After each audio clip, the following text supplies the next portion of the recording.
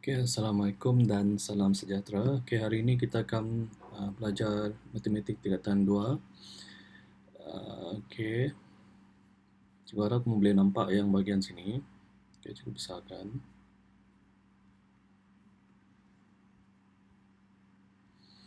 Okay, hari ini kita akan masuk kepada pengenalan. Okay, cikgu terus saja masuk pada pelajaran hari ini.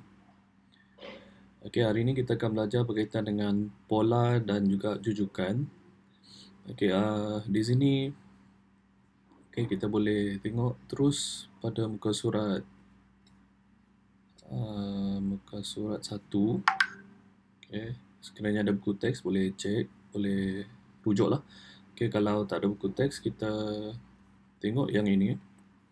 Nombor Fibonacci bermula daripada persoalan seorang ahli matematik berbangsa Itali, iaitu Leonardo of Pisa ataupun Fibonacci. Dalam bukunya ataupun Liber Abaci. Yang terkenal sebenarnya nama dia adalah Fibonacci. Kita tengok yang Fibonacci ni. Dalam Fibonacci iaitu tentang populasi arnab. Persoalan yang dikemukakan jika seekor arnab betina dan seekor arnab jantan ditempatkan dalam satu ruang yang sama. Berapakah pasangan arnab dapat dihasilkan dalam masa setahun?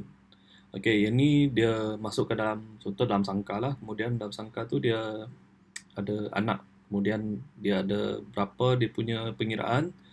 Jadi pengiraan dia akan menghasilkan bermula daripada 0, 1, 1, 2, 3, 5, 8 dan seterusnya. Nanti cikgu tunjukkan video macam mana, apa maksud yang cikgu sebutkan yang ini. Jadi nombor ini dikenali sebagai nombor Fibonacci. Nombor Fibonacci ini disusun dengan menambah nombor sebelumnya. Sebagai contoh, nombor ni macam 0 dengan 1, dia akan jadi 1. Ataupun 1 tambah dengan 1, dia akan jadi 2. 1 tambah 2, dia akan jadi 3. 2 tambah dengan 3, dia akan jadi 5. 3 tambah 8, dia akan jadi 3 tambah 5 sama dengan 8. Dia akan seterusnya sehingga dia habis. Contoh pasangan arnab tadi, 1 tambah 1, maka populasi arnab dia akan bertambah jadi 2. Seterusnya hasil tambah 2 nombor sebelumnya, 1 dan 2. Mana kata 1 tambah dengan 2, dia akan jadi 3. Video cikgu akan potong di sini. Here's Fibonacci's question.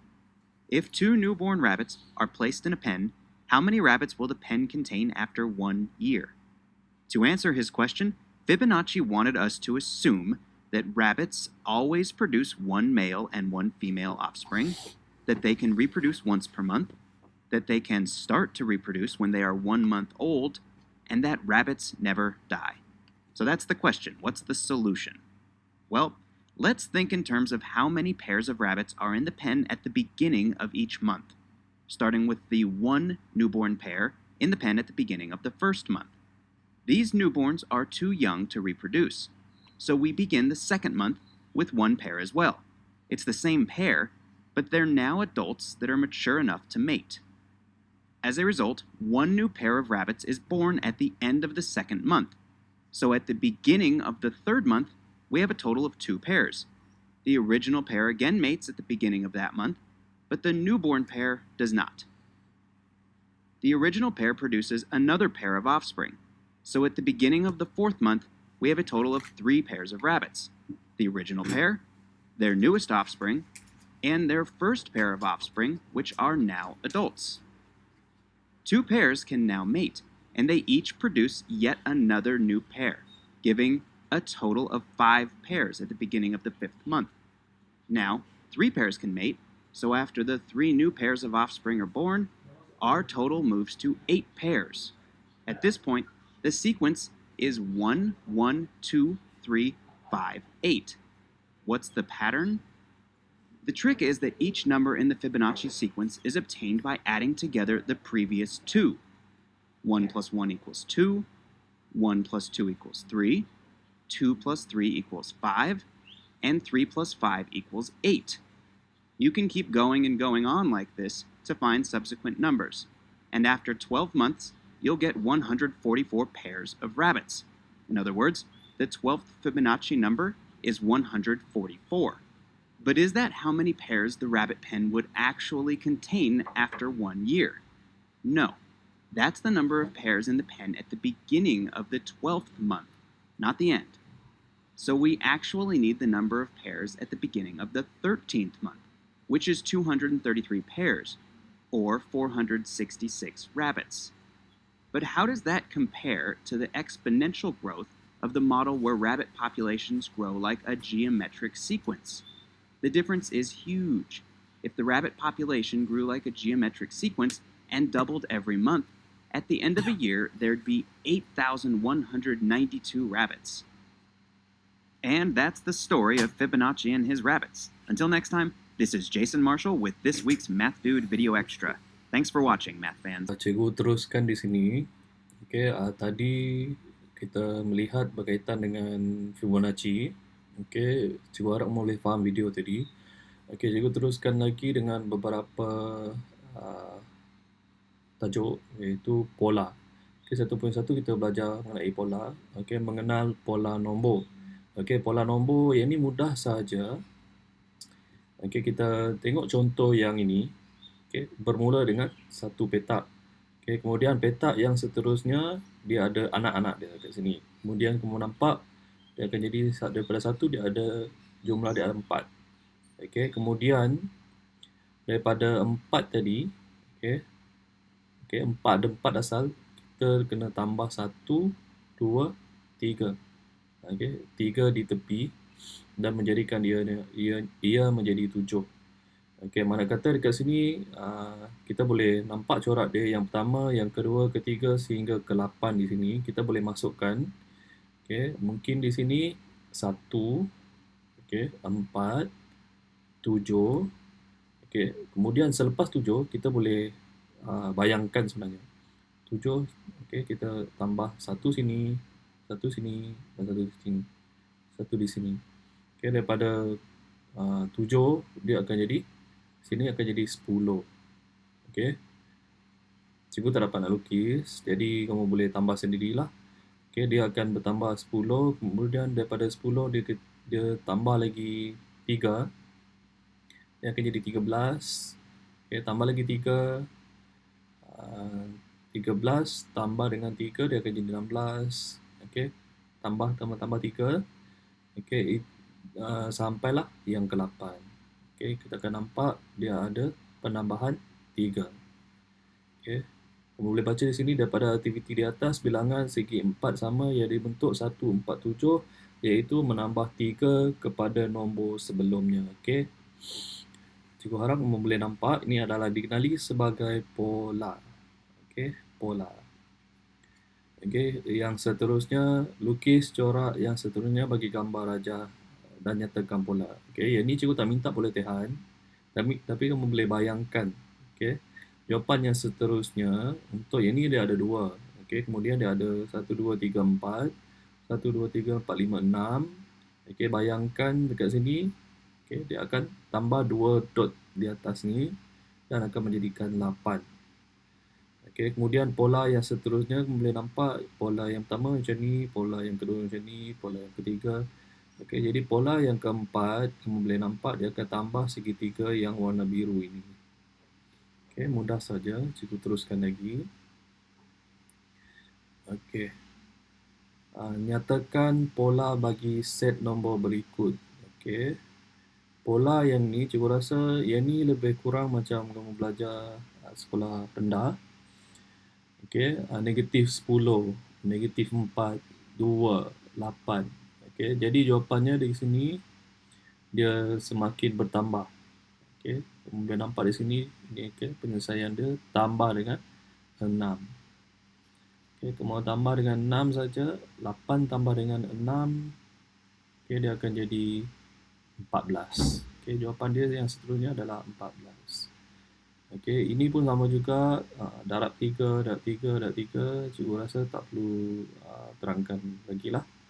Okey, ni tambah 1/2, tambah 1/2, tambah 1/2. Okey, ni tolak 10, tolak 10, tolak 10. Okey, dia ada pola yang tertentu yang menyebabkan dia sama. Okey, seterusnya contoh yang ketiga. Okey, yang ini 7. Okey, kita tengok soalan. Diberi urutan nombor 7, 12, 17, 22, 27 dan 67. Okey, yang ni kita tak tahu. Okey, kita boleh test. Cara nak test dia. Okey, yang ini pergi ke sini. Okey, dia ada nombor masing-masing.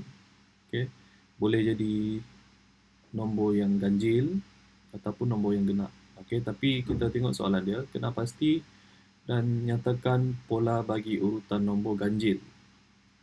Baik, nombor ganjil di sini. Okey, 7, 17, 27, 37, 47, 57 dan 67. Okey, jadi ini adalah nombor ganjil.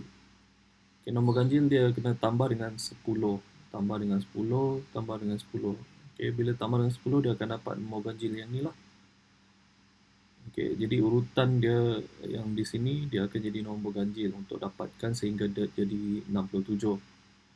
Okey, untuk nombor genap pula, okey, 12. Okey, bermula dengan 12, 22, 32, 42, 52 dan 62. Okey, jadi tambah 10 juga. Okey, ini adalah penyelesaian dia lah. Okey, cikgu harap kamu boleh faham. Okey, cikgu teruskan lagi. Okey, ini adalah segitiga Pascal. Okey, segitiga Pascal ni dia menarik juga. Okey, di mana di sini dia ada bentuk segitiga. Okey, di hujung di tepi semuanya adalah 1. Okey. Kemudian kita akan daripada 1, 1, 1. Okey. 1 tambah 1 dia akan jadi 2. Pergi turun bawah dia akan jadi 2. Okey, 1 tambah 2 dia akan jadi 3. Dia turun bawah jadi 3. 2 tambah 1 dia akan jadi 3 juga. Okey, kemudian ditambah juga di sini tepi 1 tambah 3 dia akan jadi 4. Jawapan dia letak di bawah. Okey. 1 ni turunkan saja. Okey. Kemudian 3 tambah 3 di tengah dia ada 6. Okey, 3 tambah 1 di tengah dia ada 4. Okey. Kemudian kita teruskan lagi, kalau 4 tambah 1, okey, di bawah yang ni ada 5. Okey. 6 tambah 4 dia akan jadi 10. 4 tambah 6 dia akan jadi 10 di kawasan sini. 1 tambah 4 dia akan jadi 5. Turun 1 di hujung ni kita turunkan sahaja. Okey, dia ada 2 kaedah. Okey, tapi bergantung kepada masing-masing lah macam mana nak interpret dan fahamkan. Okey.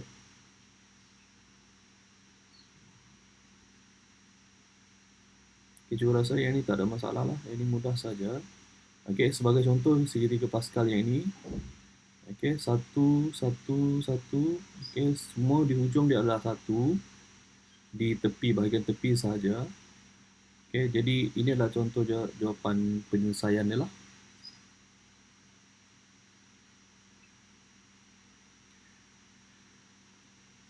Okey, ini cikgu rasa tak perlu nak terangkan sangat lah. Okey, dia akan jadi 1 tambah 1, 1 tambah 1 jadi 2, 1, 2 dan 1. 2 tambah 1, jawapan di bawah adalah 3. 1 tambah 2, jawapan di bawah dia 3. Okey, 1 tambah 3, jawapan bawah dia 4. 3 tambah 3, 6. 3 tambah 1, 4. Okey, 4 tambah 1, kita jawapan bawah dia macam bentuk segitiga lah. Okey, kemudian boleh nampak lah ini semua jawapan dia. Okay, cikgu harap tak ada masalah. Okey, kita teruskan lagi. Okey, ini adalah nombor Fibonacci. Okey, nombor Fibonacci ni yang macam disebutkan tadi. Lebih kurang sama yang macam dalam video tadi. Okay, jadi dalam video tadi dia menyatakan, kita tengok ini dulu. Okay, dalam petak ni, okay, petak ni penting sebenarnya. Okay, 1 dan 1. Bila 1 tambah 1, dia akan jadi 2. Okay, kemudian, okay, 1 tambah 2, dia akan jadi 3. Okay, dia ambil nombor yang sebelum, 3 tambah dengan 2, dia akan jadi 5. Okay, 5 tambah dengan 3, dia akan jadi 8. Okay, mana kata kat sini dia berdarab.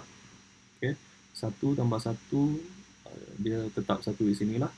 Kemudian petak dia daripada 1, ini 1, ini petak 1 dan 2. Okay, dia dua bahagian petak. Kemudian dari 1, 2, 3. Okay, 1, 2, 3, 4, 5. Okay, ini 5. Kemudian ni 8. 1, 2, 3, 4, 5, 6, 7, 8. Okay, ini adalah macam bentuk Fibonacci. Nombor Fibonacci dia akan menambah nombor yang sebelumnya. Okay, so, harap boleh faham. Okay, ini adalah gambar dia, gambar ajar dia.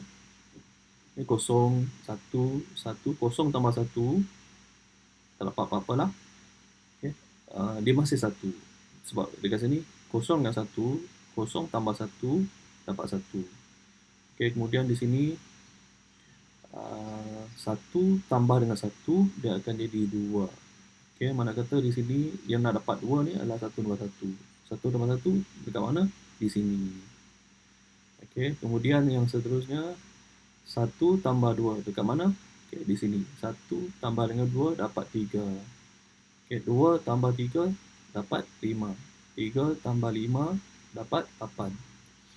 Okay, begitulah seterusnya sehingga dia infinity. Okay, urutan ni bermula dengan 0, 1 dan 1 dan sebutan seterusnya dipulih dengan menambah 2 sebutan. Okay, macam yang cikgu sebut tadi, kalau nampak ini dia punya bentuk lah, macam mana dia bertambah tadi. Okay, untuk Fibonacci yang seterusnya, okay, daripada 0, 1, 1, okay, ini yang seterusnya iaitu 1 tambah 1 dia akan jadi 2. Okay, 2 tambah 1 dia akan jadi 3. 3 tambah 1, 3 tambah 2 dia akan jadi 5. Okay, kemudian 8, 13. Okay, 13 tambah dengan 8, okay, dia akan jadi 21. Okay, sini akan dapat 21. Okay, cuba ambil contoh yang nombor 5 saja. Okay.